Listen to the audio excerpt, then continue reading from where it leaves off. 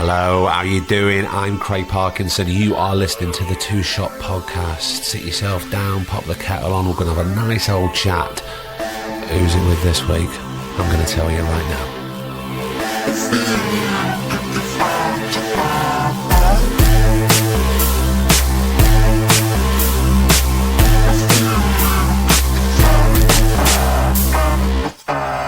How the devil are you? It's Thursday. It's the podcast. It's the Two Shot Podcast. There's many other podcasts out there. I don't know if you were aware of podcasts, but thank you so much for joining in and downloading this, because it's very important. It's not important, but it's dead nice. I am still in Manchester. It's the final week here, and I'm looking out of my big window over up to Saddleworth. I'm looking at the National Football Museum. There's Arndale. It's a glorious, beautiful, blue, sunny evening here in Manchester, and it's episode 94. And we recorded this not in Manchester. We went to London to meet the one and only Mr. Gaz Coombes, who you'll be very pleased to know is one of the loveliest men I've met. I've been a huge fan of Supergrass since they started. So the fact that Gaz wanted to come on, it was a really big deal, and we really got down to it. He's really lovely. But I wanted to talk. I sound like he's really lovely. Like I really love him. I do. He's a really nice guy. Yes, I wanted to be my friend. And we went out for a few pints afterwards, myself and Griff, and one of his team, Julie, and a couple of his new bandmates who work on, I think they worked on Matador and certainly World's Strongest Man and Salamander, which is the new single. And yeah, we had a really good chat. But first, before we get to that, I want to talk about last week's episode with Jesse Cave, because there was a huge response to it. I'm not sure that everybody realised what they were getting themselves into when they were listening to it, because it did go very deep and it was very emotional. But the response from you, and certainly the messages and emails that we've had, have been very overwhelming. And I know for a fact that 2 days ago, Jessie was going back up to Edinburgh, and she was going to start doing the last run of Sunrise. That's it. She's going to put it to bed after this. So if you are in Edinburgh, make sure, who have you got to see? You've got to go and see Honest Amy with Amy Booth Steele is up there. Madame Ovary with Rosa Hesmond-Hulsh is there. Both have been having incredible reviews, and I've got a feeling that both might be sold out. So it's going to be literally that quote that you used to see on theatre posters: beg, borrow or steal a ticket. Don't steal. I can't condone stealing, but if you have to steal, just don't mention my name. And now you've got Jesse Cave, obviously. Also, my pal Matt Ford is up there. Where is he? Pleasance? He must be. Yes, he's at the Pleasance. Matt Ford is at the Pleasance. Do go try and see him. Again, he might be sold out, but there's loads to see. It's Edinburgh. You'll just have an absolute ball. Jack Rook is there. He's getting incredible reviews, and Jack's incredible. Can I say incredible anymore? No, I can't. I'm going to move on. What am I saying? This week is episode 94. So we went to Soho. We arranged it with Gaz. He was going to come and meet us in our lovely spiritual home that is Maison Bertaux on Greek Street. Big shout out to Tanya Wade for letting us have the downstairs. And we got down to it. We spoke about school. We spoke about music, obviously. We spoke about Supergrass. We spoke about all his solo stuff. Let's get down to it. This is episode 94 of the Two Shot Podcast with the mighty Mr. Gaz Coombes. Enjoy. I shall see you in a bit. He isn't. No, you see, that's he used to play piano, and then he worked in sort of the kind of sales area of distributing sort of diagnostics. Yeah, that's why you can never trust it. So that's why I don't do that anymore. But you can see how they sort of soundbite it, I guess, because the way I just described my dad's old profession isn't very sort of like catchy. So, food scientist works. But you know what I mean? Yeah, it's kind of weird, and a lot of weird information on there. I've never been really asked to sort of change it. I very rarely go on. That really taught me a massive lesson in one doing these conversations. We'll just find things out as we go along. Yeah, because if it's straight from the horse's mouth, then you can't be wrong, can you? Well, exactly, yeah. Was it your leg? Yes. Everything all good now? It is. It's really good, actually, yeah. It's feeling, yeah. I tried to run for a bus recently, which was a bit shocking. Just the kind of... just a feeling, there's a lot of work to do to get it back up to kind of running around and how did it happen playing again? Tennis. I was just messing around with my daughter. And we were just sort of play fighting. And I don't know if it got too serious or not. I can't sort of remember the moment particularly, but next thing I knew, from the floor, she'd kind of like sort of karate kicked out, and then my leg was just sort of planted, and it just kind of went inward. The real sort of a bit like a sort of footballer's injury, Right, you can get sort of hammered from the side, and they straight don't know away. their own strength though. Sometimes I sort of felt for her. She was mortified. Yeah, I bet. She was just sort of went into a heap, saying, "I killed Dad." And I'm like, no, come here. I sort of the first thing I did was just got her to come and sit next to me, put my arm around her, and were you mid-tour at that point or anything? No, well, I was just about to do a final run of solo shows.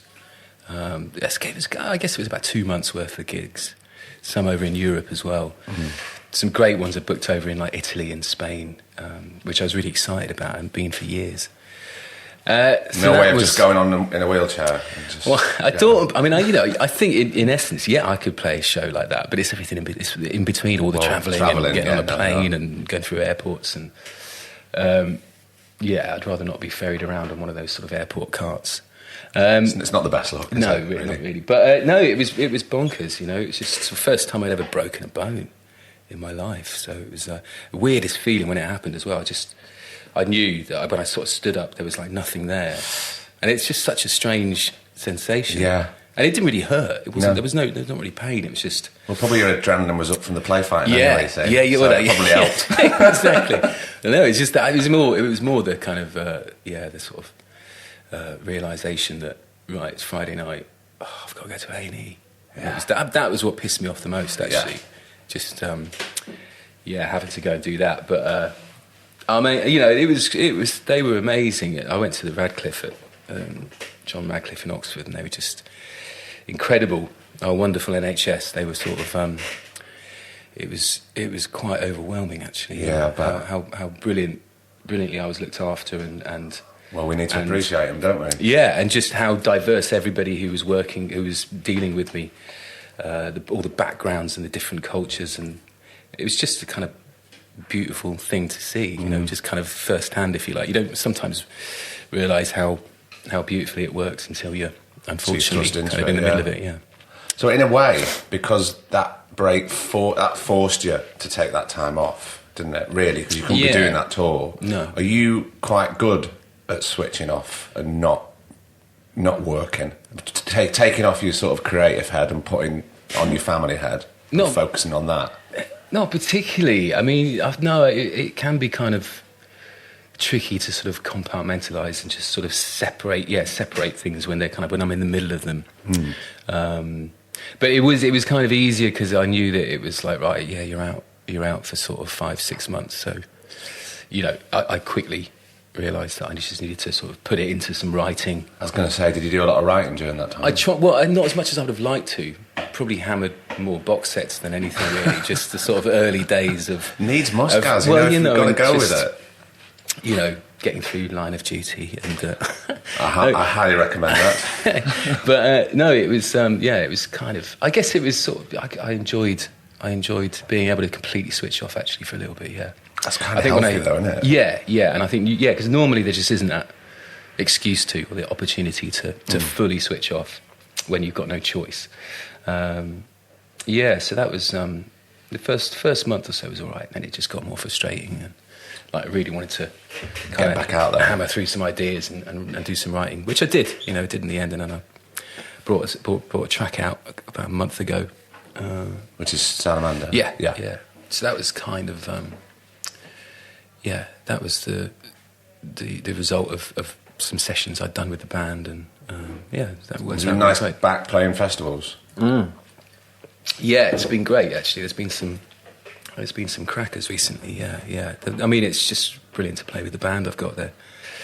They're so great. They're so infectious and enthusiastic and just such brilliant players. It's a joy. And has that been the same band since when you started the first album? Not really. No, it's just kind of evolved over the years. Yeah, a few of the guys have been in from pretty much near the beginning, but it's kind of evolved over the years. But yeah, it's a great setup. But now you've got it all. Perfect. Yes, just in time for it all to stop for a bit. So I've kind of finished touring for the year and back into the studio writing and a few other kind of exciting things that are on the way, maybe for next year. Yeah, but you're still not stopping. No, the nose touring. No, exactly. It's just sort of back into the studio and Is that usually the yearly routine that this happens and the summertime forces you to get out and then you go back into the studio, or do you have the control to sort of switch it up? Yeah, kind of. And there's a sort of like internal clock that sort of I just know when I'm done touring for a bit, and equally I know when I've had enough of working on the same songs in the studio over and over again. You kind of just something tells me that it's time to shift the setting and the approach. How are you touring? Do you enjoy it, or do you? Yeah, definitely. I mean, it feels great. I mean, there's not particularly much to kind of adapt to as far as like age and stuff. It's all pretty much, the energy levels are still high, and it's just you just sort of attack it, and once you're on the road, I just find that I get quite single-minded about it and quite sort of focused, and it feels great. It feels really good. Yeah, I mean, maybe you have to kind of watch out for a little bit of kind of over partying when you get excited, and of course, first night on tour or something. You've got all that adrenaline, and you need to sort of channel it in a certain way. And when you're working with great people as well, people that you really love and that you get on really well with, it's easy to get carried away and just do a great show and then you kind of have a big night. But you have to sort of ease up on that a little bit at times. And also, you get to a certain age and you go, I can't be doing that stuff anymore. Yeah, well, yeah, exactly. Do you know when you're in the studio and you're writing, you were talking then, and you go over a song and you go over a song, do you get to a point where, I'm happy with that, that's finished, or does it ever end, or are you a perfectionist in that respect? I think there's always this sort of natural point where it feels like I'm pretty much there. And it's usually when the final vocal goes on. I know that there's going to be a few elements that are left to kind of tidy up or to rearrange or to kind of maybe edit.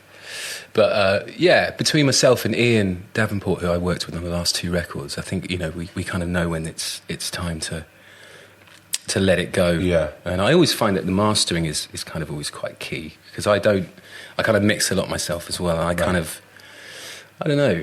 I like to mix because I think it's all kind of an ongoing process, and some of the moves and the balances that I've got over time have been there since the beginning of the recording. It's kind of like a kind of constant mixing process. So like unlike the old days where you'd sort of have a mixing session at the end of the recording.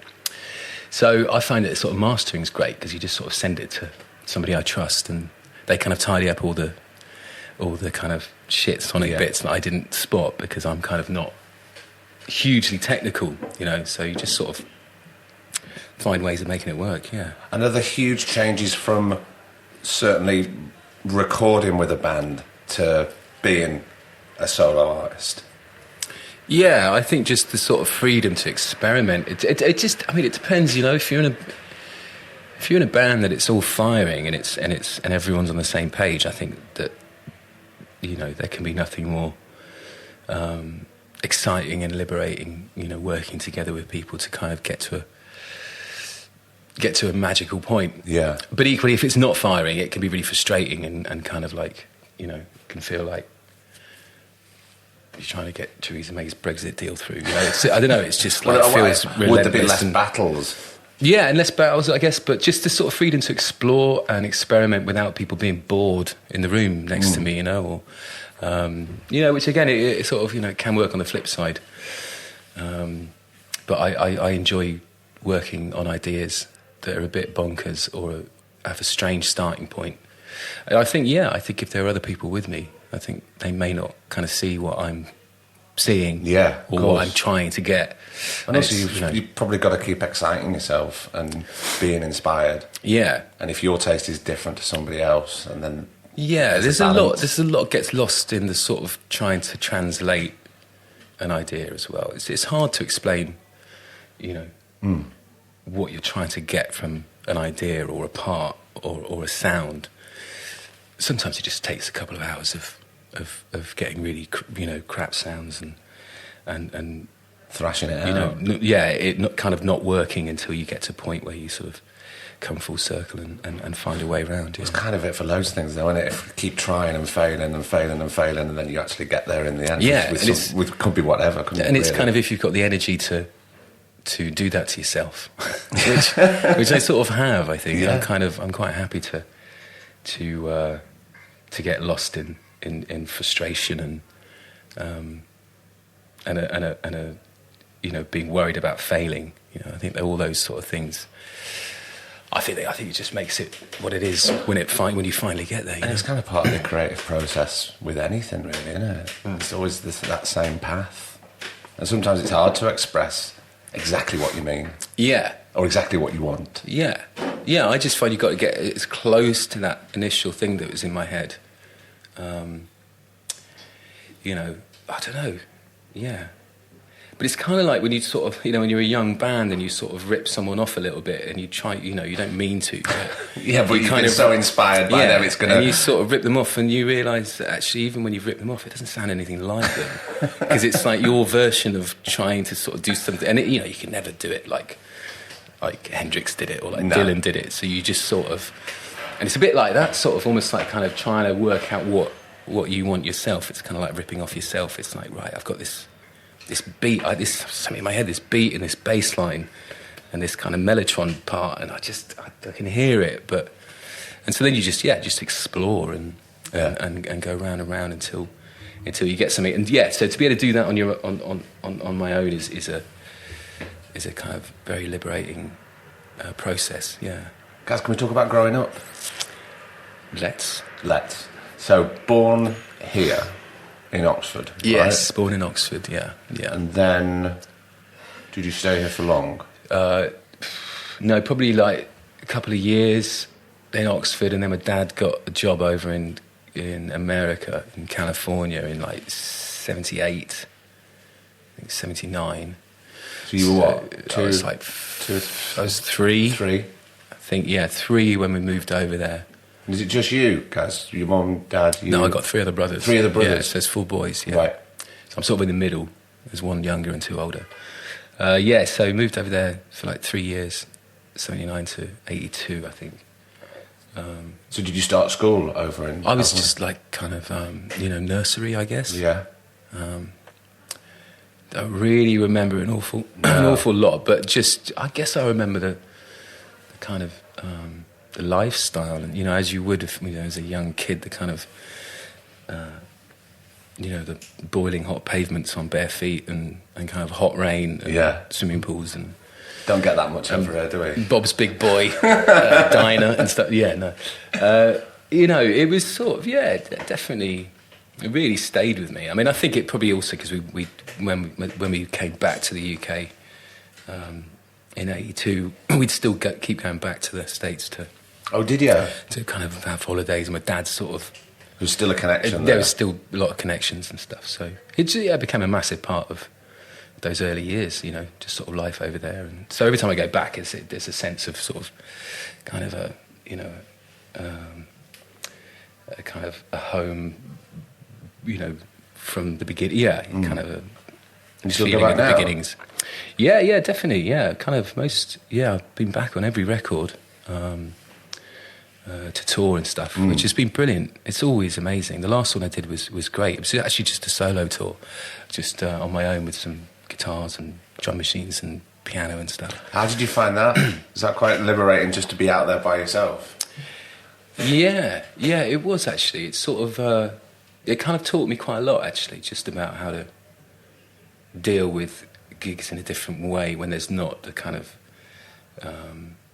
the safety net of like, I guess, a big band, sort of also a big crowd, and the ease to be reliant on hits, you know, to pick up the set when you want it. It was all very sort of quite exposing, and, you know... That's kind of scary. It's quite nice to be scared, though. Yeah, no, definitely. And I think it also sort of helped with just being able to speak to the audience a lot more, you know. Because of the intimate spaces? Yeah, maybe a little bit of kind of fight or flight in terms of, you know, I can't just stand here and in between songs just do nothing and then move to the next one. You can't, you know. And because I was never really a big talker on stage in Supergrass. It was kind of, didn't really have time, to be honest. I was kind of... No, just... all those kind of 2.5-minute punk songs, and you just straight through whiz into the next one, yeah. But are you getting better now at talking to the crowd? I think just in just feeling like at home, you know, on stage. I think, and you know, I mean, there's never particularly huge amounts of stage fright or anything, but definitely as a kid, you know, I would kind of, it would feel kind of otherworldly. You know, I look back at some Glastonbury performance, a Glastonbury performance of '97, I think it was. Or maybe it was '95, it might have been our first one. And it was just the other day, so it just came up online, and it was insane to see it, because it was that kind of people going on for miles, as far as you could see. Yeah. And all going nuts to All Right, and I can't really remember it. I bet it's just I think it might have been... blur. I think it might have been a bit, yeah, sort of walk on, you go, fuck, look at that. God, what that long? Right. Count us in, Danny. 1, 2, 3, 4, and then it's just, and then you walk off stage, a bit like a kind of, you know, out of body experience. So it's kind of, I guess, maybe just having the space in my head more to appreciate it and soak it up, and just to sort of know where I am. Well, that's kind of been really cool, actually, just to, because there's been some big shows for me over the last few years as well, doing, you know, even playing the headline the Palladium in London, which was a real highlight. From last year, and Glastonbury Park stage in 2015 was another big one for me and my solo stuff, and you know, they were just sort of it felt really good to actually feel the moment properly. Yeah, because I was talking to a musician last year, and she was saying, when I'm performing the songs, absolutely in my element. When the song stops and she feels that she has to get some sort of dialogue with the audience, she just goes really internal, and she can't handle it. But she said slowly she is getting better. Yeah. But when she's performing and she's singing, she's a warrior. But it's weird. It sort of depends on what sort of mood you go. I find it's what mood I go on stage in. It really affects everything. Not that I ever go on in a bad... Well, you know, I have done, I guess. But no, but then again, we all have good days and bad days. And you're gonna have to... exactly. So it's more how your sort of personal headspace creeps into the show, because you know, once you hit the song, you know, regardless of how I'm feeling, I can deliver it with the same sort of emotion and sort of focus. But yeah, I see that. I get some gigs where the song ends and I just don't really feel like talking to anyone. It's like I just sort of wink at one of the band and go, "Come on, let's start it." You know, I don't know. And I'm not being antisocial. I don't want to say anything right now. But then, you know, yeah, other shows where you can't shut me up, I guess. It just depends. And how was school life when you got back here?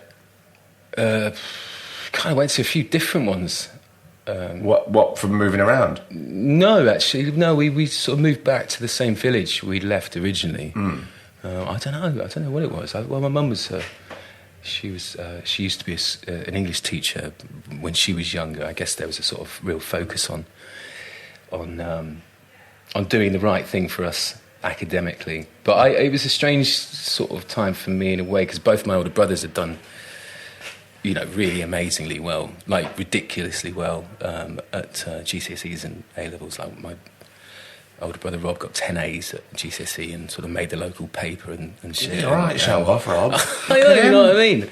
And then I had to deal with the fallout of that, like, you know, sort of 4 years younger, just starting off at secondary or edging into secondary. And were you quite academic or? No, not really. Not at all? No. And it's, well, I mean, you know, English and it was sort of more English and art, really, were my things, and music. And then music took over about 11, 12 years old. We started playing at school in the drama studio and trying to, you know, put on gigs for our mates. Where did that come from, the music? Was that always just within you, or was it passed down from somewhere? I think it was definitely the environment, I think, growing up at sort of parties and Christmases and sort of Easter gatherings and stuff. My uncles were very musical and, you know, bring down acoustic guitars and we'd sort of have little jams and play old sort of Eddie Cochran songs, and that was always a real laugh at these kind of big gatherings. And then my uncle left his record collection at my place at my mum's house.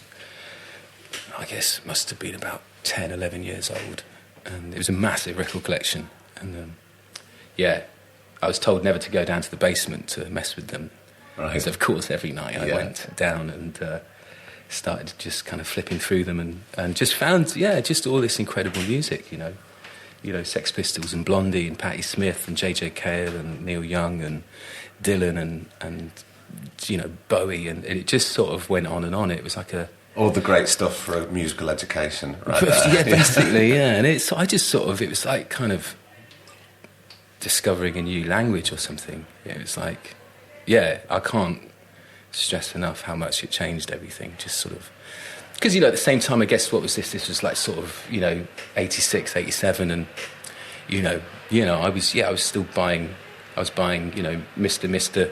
Kyrie on 7-inch at the local Solo supermarket and stuff like that. You know, I was doing that sort of shit into the charts or whatever. But then that's when things like the Smiths and the Cure and Susie and the Banshees started coming in, and sort of, you know, then Spaceman 3 and the Pixies and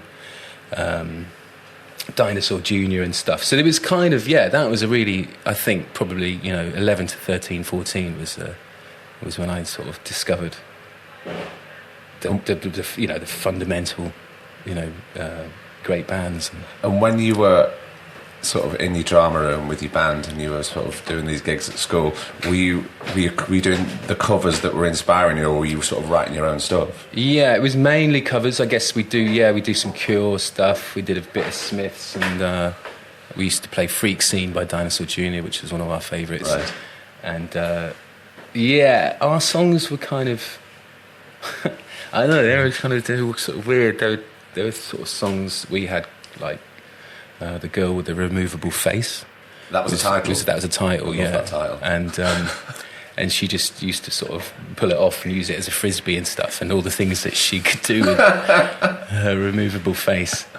It's a sad story, because she didn't have much of a life, but...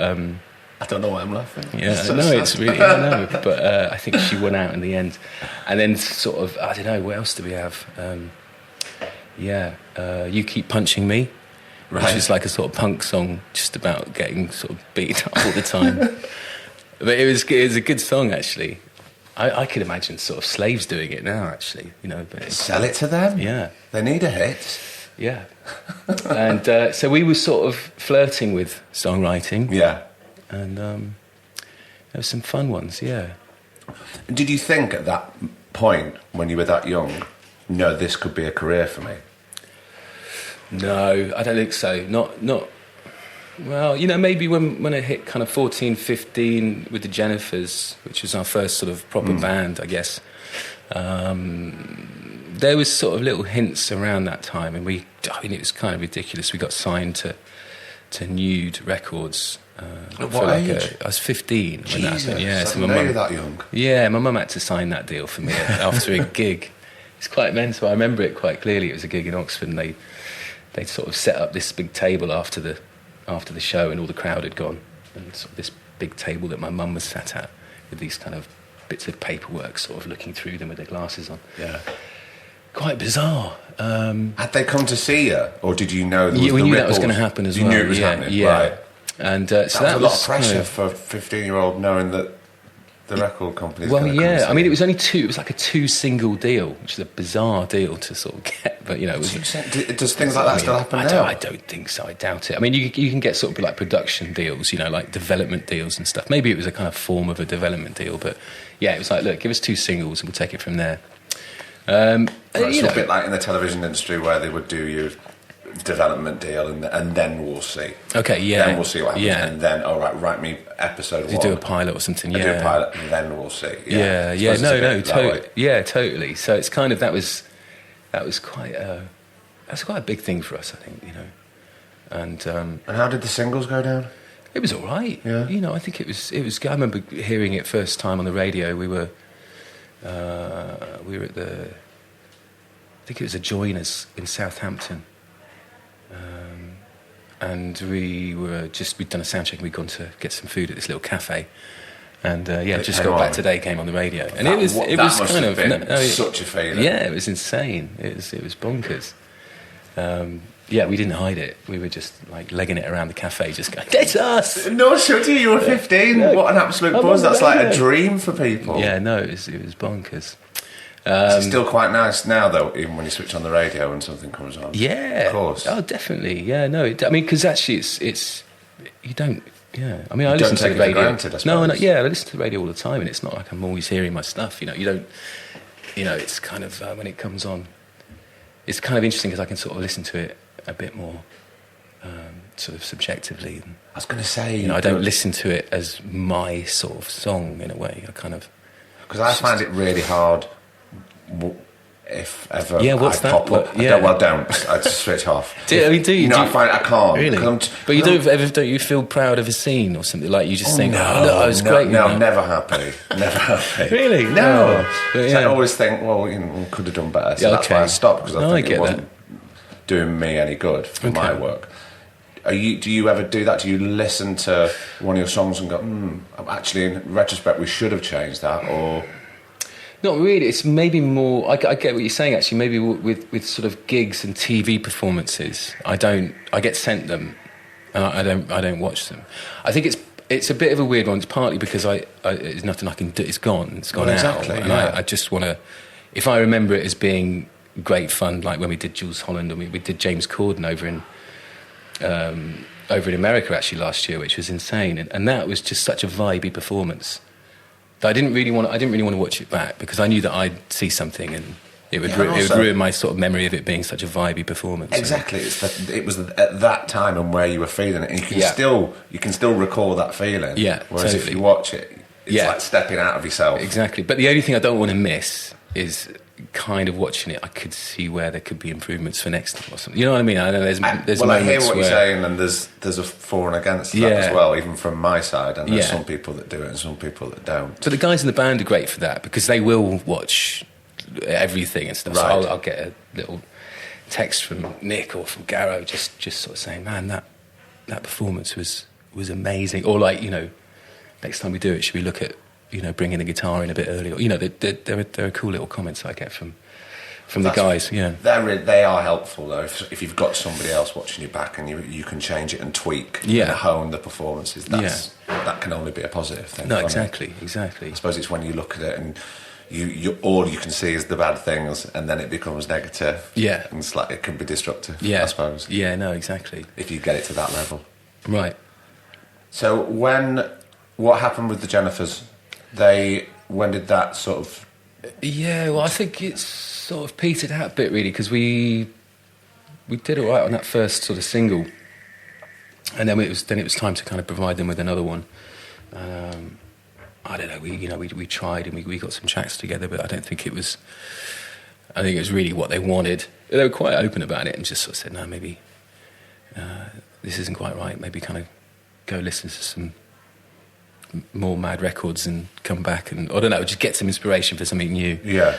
And also you were very young at the time as well, weren't you? So you're all growing up and working out who you are as a person, let alone an artist. Yeah, and it was still, ultimately, it was just the school band. It was a school band. So I think it just sort of naturally kind of sort of quietened down, and then we kind of morphed a bit into Supergrass and kind of met Mick.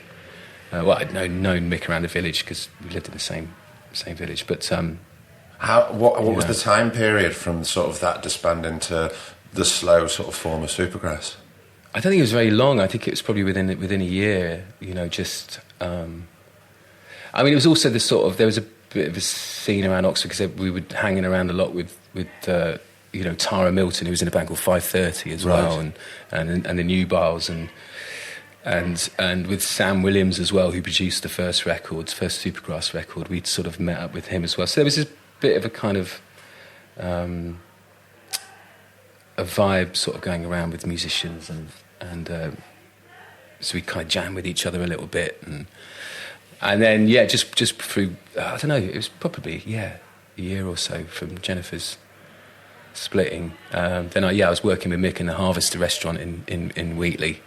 Were you on the salad bar? Never got that far. You never got up the ranks to the salad bar. If only. It's where we all aspire to be. At the it was my dream. House. You know, all of those kind of there was some serious kind of hierarchy issues at the Harvester. There was some big time bullying going on. I mean, I was a KP. You know, I was just in the kitchen, kind of clearing up the shit, and then all the kind of hot waiters and waitresses were kind of swanning in, just dumping plates at me and stuff.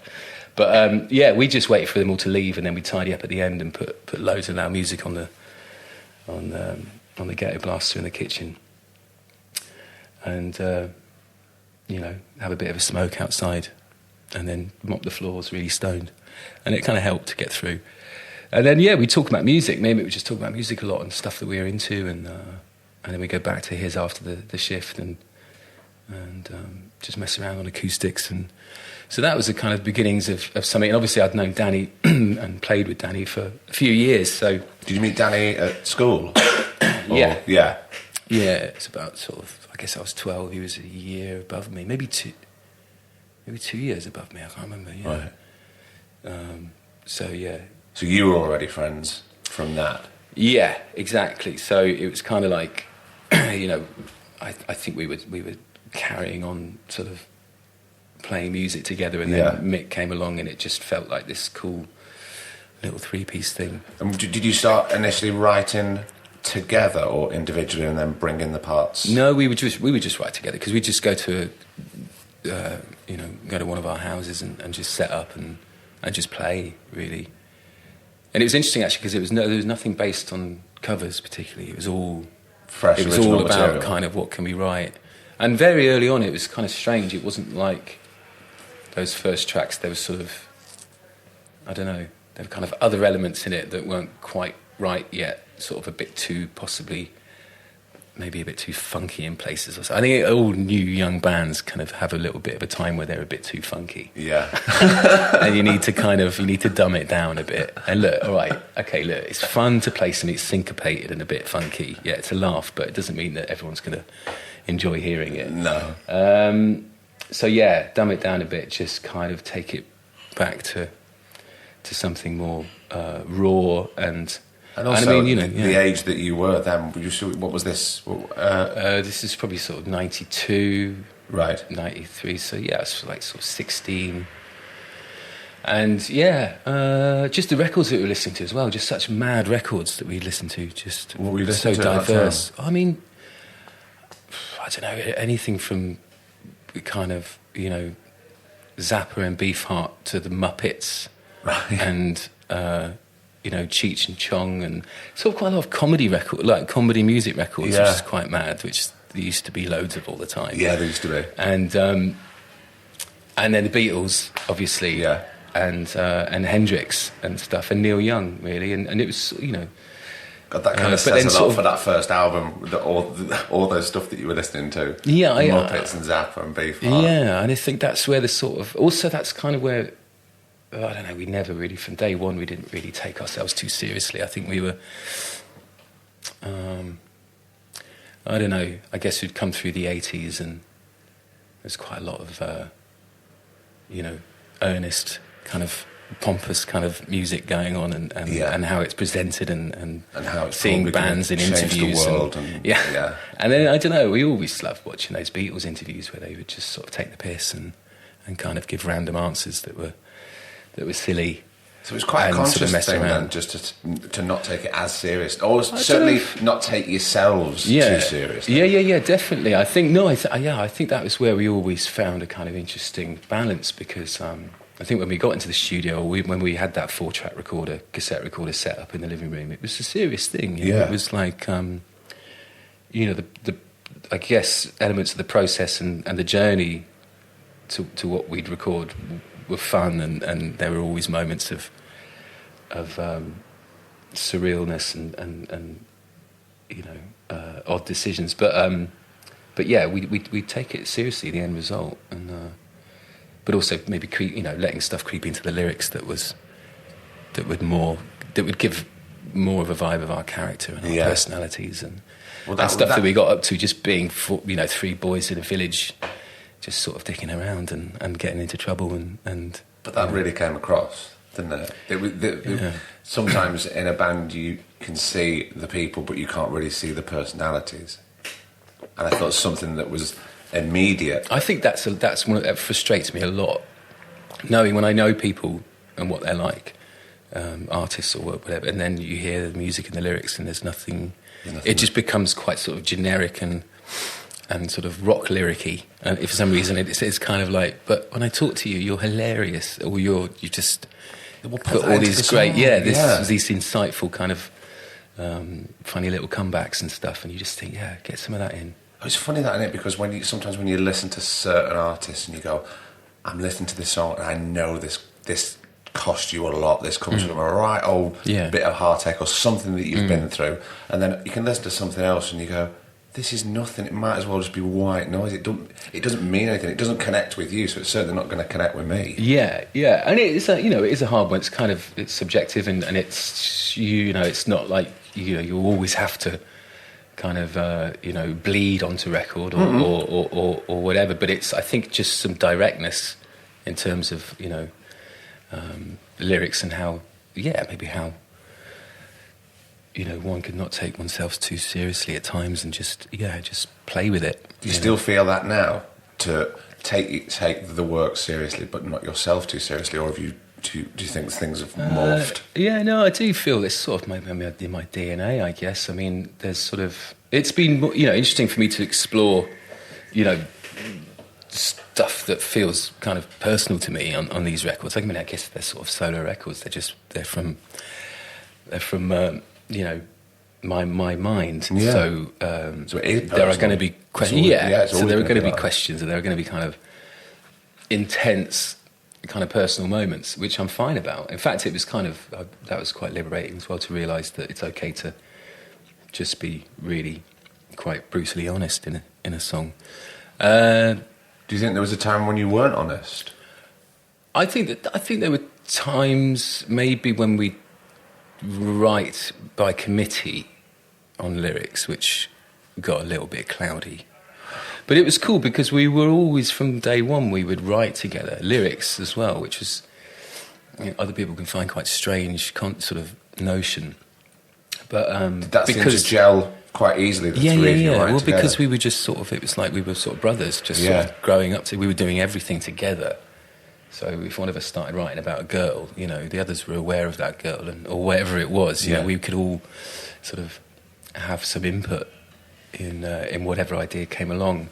I mean, Caught by the Fuzz. Although there was only me involved in that night where I got arrested. But I was on my way to Danny's, and I was with friends that were all of our friends. So there is a link. Yeah. So when we came to write that, we wrote that all together. That was a kind of a collaborative thing, and that was really cool. I think that was what worked brilliantly with the lyrics early on, especially, and equally, through our career at different times. But yeah, there were definitely times where it was like pulling teeth. Definitely, trying to write lyrics, the sort of three of us together. But when you say sometimes writing by committee, was that the label bosses? Sort of, or no, it was just us. That was just. It was just an extension of how we started. So through every, even on on Diamond Hoo Ha, which was our last studio album, there was still a kind of similar approach to writing. Yeah. Maybe a bit more kind of separate demos because technology and, you know, a few of us had sort of, you know, 8-track recorders or whatever by that point, or even computers actually by that point. But so yeah, little subtle changes here and there. But no, the sort of essence was the same. Yeah. Because certainly, I think the videos was such a big thing. I think throughout the Supergrass years, and especially the early ones, they had such a definite style. We talked about people's characters coming across before, and they always really pinged out in those videos. Was that something that all three of you consciously had input into, and it's something that you wanted to do? Yeah, well, and also because we had Nick Goffey and Dom Hawley, who were friends of ours, doing the videos. Yeah. So they were, I mean, Nick's Danny's brother. So that was kind of like the band thing in terms of us all understanding where each other's coming from, or you know, knowing the context of a lyric. It's the same with the videos. We understood immediately the context that Nick or Dom was presenting this idea to us. Yeah. Yeah, so that was kind of easy, you know. That was easy in a way. It was like a big gang, you know, the three of us, and then Nick and Dom just kind of creating something mad and visual. And we were lucky. It was a good time. Well, I say a good time. It was a sort of healthy time financially in music, in the industry, so that you would, you know, you'd get big budgets for the videos and stuff. So it just meant you could, you know, explore these mad ideas without too much worry. And were you given the freedom to do that? Yeah, definitely. Has that changed a lot throughout the years? Oh yeah, completely. Yeah. No, there's. I mean, if you were a huge band, if you're a huge artist on a major label, there's obviously still the money to make big videos. But I think but our videos, the level that we were at the beginning, no, if that was now, there'd be kind of nothing really. But music videos aren't as much of a thing, and the culture as well. Yeah, a little bit. Yeah, it was like a kind of. Yeah, it was a big time for music videos. It was like kind of. It was like 1981 all over again with MTV or whenever it kind of came out. But yeah, that sort of, you know, that real freshness around music videos and just ideas and having something fun and cinematic and you know, adventurous. Because there used to be that time when, it's the big new music video from X, Y, and Z, whoever it was, and that would be shown, and it was you'd have a chart show, premiere, wasn't it? But we don't have those programs now. No, I know it's true. I mean, they were good barometers. I mean, it was like Top of the Pops was the perfect barometer really for sort of kind of however you perceive success. I always felt that if, you know, the first time we were on Top of the Pops, it was like I called my mum and it's like we've done it, we made it. It's like that's it, simple. There's no other particular kind of barometer for if we've made it. Whereas now, I mean, now it's there's so many angles you can come at it from, and you can also build up your fan base over time, you know, online and through social media, and it's kind of there's tons of angles you can hit it from these days. But yeah, it's kind of, you know, I mean, nothing's better or worse. It just was interesting. Yeah. It's quite sort of charming, and it's quite interesting to look back at things like that and think, yeah, it's a very simple realisation. But, you know, even I remember feeling, I just often feel really lucky that we were, I guess, part of the end of an enormous sort of period of time in music where people would record to tape, you know, and that was the only thing that was available.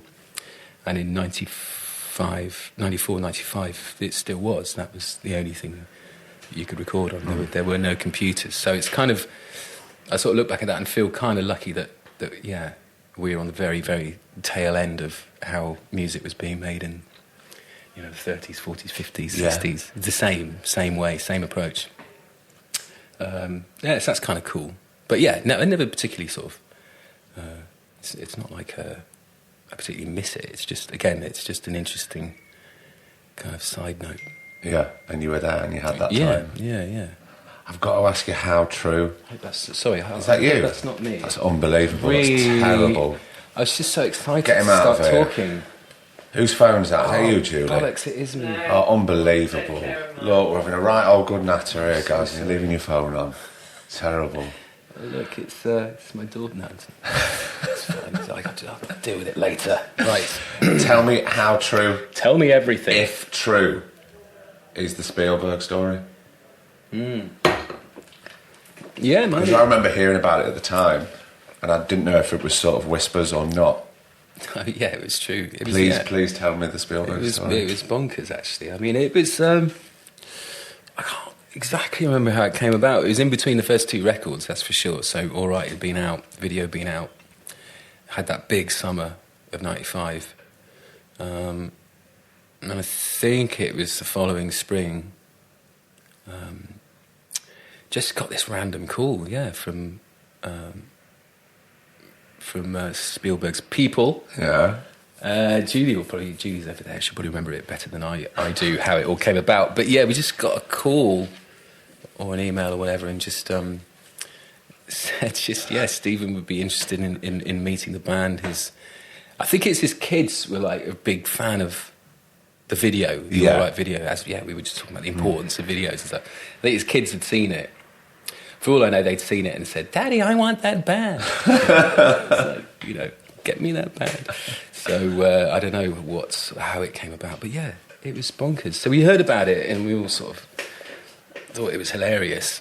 Because he wanted to do sort of a Monkees-style TV show? Is that right? Yeah, I mean, I don't know how... Well, yeah, because the weird thing was that we kind of thought it was a bit of not a joke, but just one of those things that would go away. And then they got back in touch for us to go over there to meet him at Universal Studios. So it really to his office a little bit. Yeah, no, it really, it was kind of like, right, he wants us to go over. So we just thought, yeah, well, look, we've got to go over and meet him. Whether we're going to do it or not, I think we probably had a hunch that we wouldn't do something like that. But we wanted to hear what the deal was. And yeah, it wasn't like a Monkees. Well, I guess it sort of probably... It kind of was, but it was... it wasn't really mentioned too much, that as a kind of template. But yeah, it was a TV show based on a band, living together. Sounds like the Monkees, doesn't it? Sounds like the Monkees. Bit of music, bit of comedy. Yeah. It's Monkees, guys. Yeah, well, I'm not going to kid myself anymore. All right. So yeah, we were supposed to do Monkees, but it was. Do you know what? It was amazing. We sat down at this big table with him and his PA and a few other people. I was sat next to him actually, and I had a little moment before the start of the meeting just to say hello and chat about a few things. And within sort of seconds, somehow we moved on to Twilight Zone. Right. I think because I was watching loads of Twilight Zone at that point, all the black and white ones. I just got really, really into them.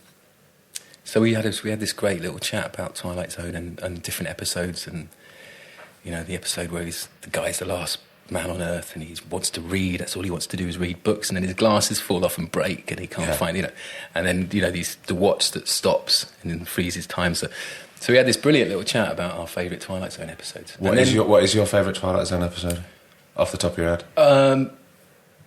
Probably.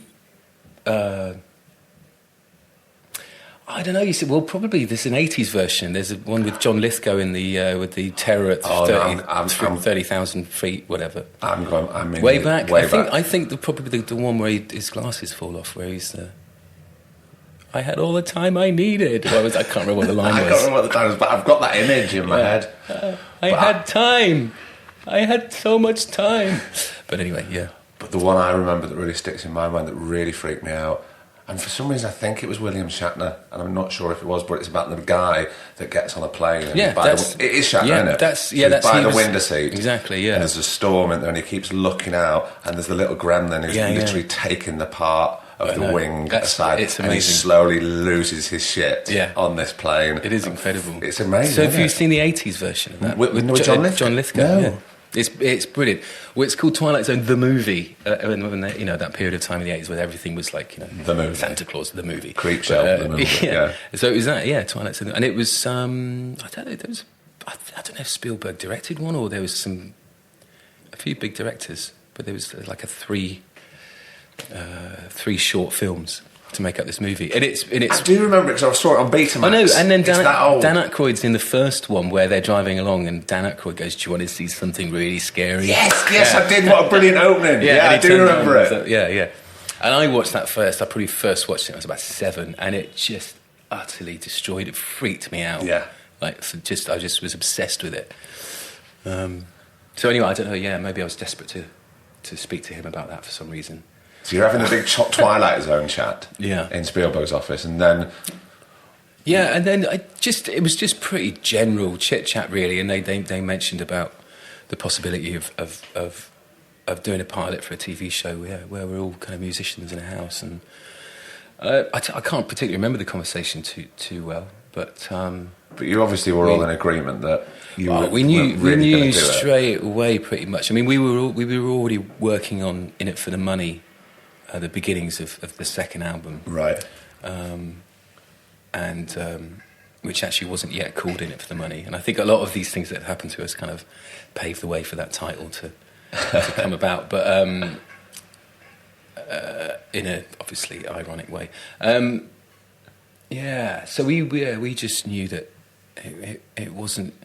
You know, I think it was just that idea of fast tracking through America by, you know, doing something that kind of takes you right up there, you know, kind of quickly up, you know, the fame stakes and whatever. And I just think we knew that it wasn't right for us. Yeah. You know, we had a lot to do. We was just, you know, off the back of Ashikoko, it was, you know, it was amazing. We were at a great point, you know, in a great place.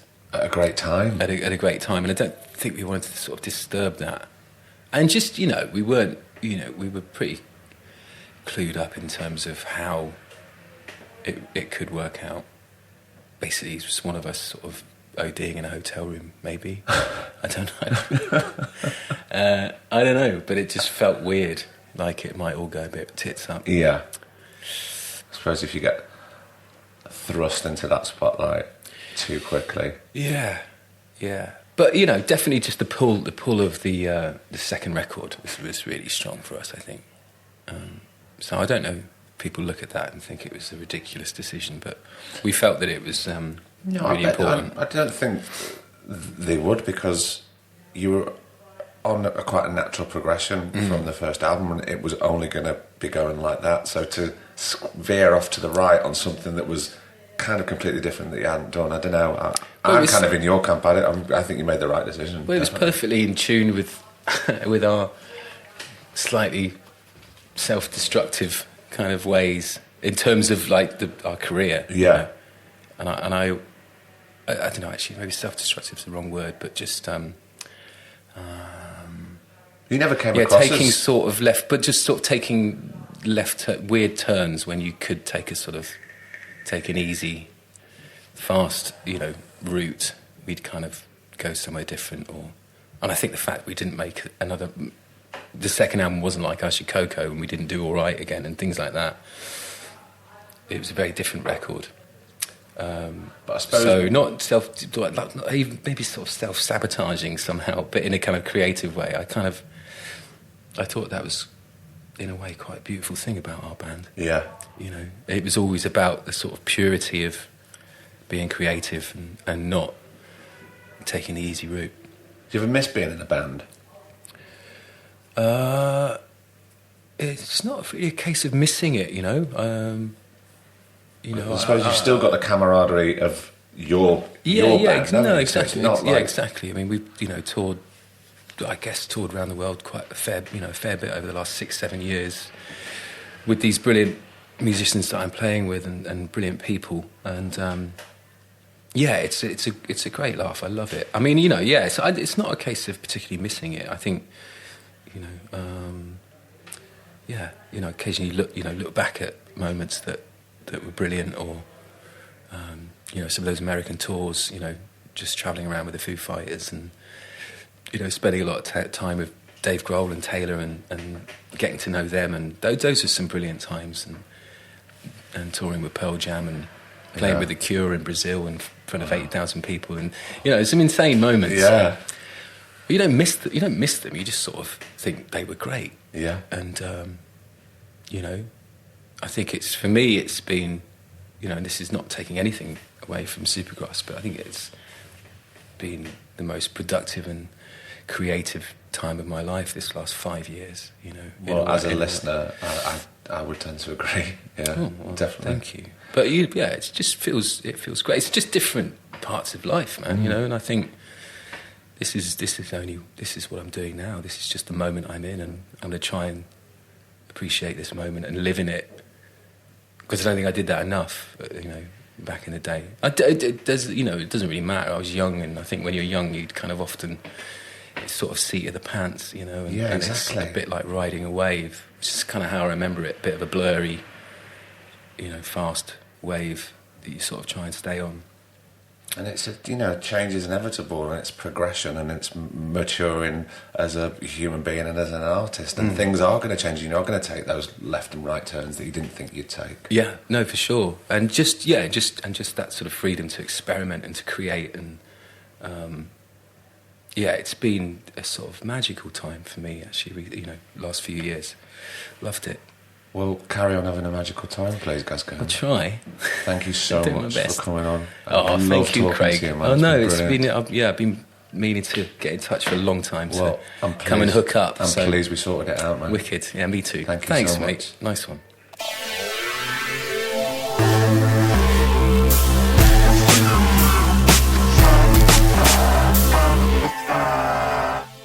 And another episode is done. What a fella. I told you, I said I have met one of the nicest guys in the music industry, and that is Gaz Coombes. I'm so happy that he came on. What a thrilling chat. Everything. Music, Broken Bones, life, tour. It was a banger. So a massive thank you to Gaz and Julie for sorting all that out. And thank you for downloading, subscribing. You know I say this every week, but it really means so much to me and Griff. Keep spreading the word. And also, if you're up in Edinburgh, make sure you've got to see Amy Booth Steele. I think she's sold out now in Honest Amy. You've got Rosa Hesmond-Holsh in Madame Overy. I think she's sold out. My friend Matt Ford is there. Who else is there? Jack Rook is there. There's so many amazing people. Make sure you go and support. Get a ticket if you can. And support us, because next week it's episode 95 of the Two Shot Podcast. And I'll let you into a little secret. I have just recorded episode 100 with a very, very special guest. And we'll let you know in due course. Until then, take care, stay safe, be sound. I've been Craig Parkinson. He's been producer Griff. And this has been the Two Shot Podcast. Take care of yourself. Bye-bye. The Two Shot Podcast is presented by me, Craig Parkinson, recorded and produced by Thomas Griffin for Splicing Block. Our brilliant music is courtesy of Then Thickens. Cheers.